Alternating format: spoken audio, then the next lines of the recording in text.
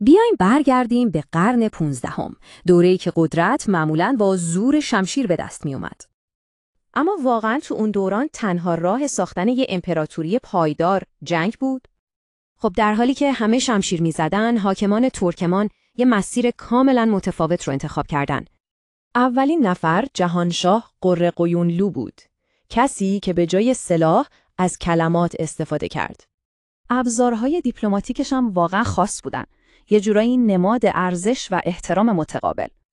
این فقط یه تیکه شعر نبود، بلکه یه پیام استراتژیک خیلی مهم بود که با زبان هنر گفته میشد. جهانشاه خوب میدونست که تجارت امن از دل احترام سیاسی بیرون میاد. بعد از اون اوزون حسن آقا قیونلو اومد و این ایده قدرت نرم رو به اوج خودش رسوند. نفوذ دیپلماتیک اوزون حسن خیلی سریع رشد کرد و اتحادهای بین المللی مهمی رو شکل داد.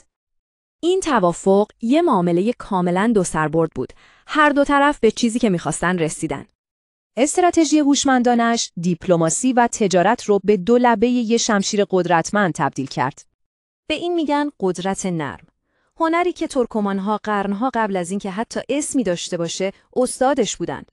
با این رویکرد بازارهای تبریز عملاً به صحنه نمایش قدرت دیپلماتیک تبدیل شدن. نتیجه چی بود؟ تبریز شد یه مرکز امن و پر رونق برای تجارت جهانی. و این هم درس اصلی ماجرا. قدرت واقعی با گفتگو ساخته میشه، نه با زور و سلطه. این تجربه تاریخی یه سوال مهم رو همیشه جلوی روی ما میذاره. من حسین علی محمدی هستم و خوشحال میشویم نظرات، دیدگاه‌ها و پیشنهادهای خودتان را با ما در میان بگذارید. کمک کنید صدای باریش سسی را به گوش دوستانتان برسانید. باریش سسی سیزین سسی نیست.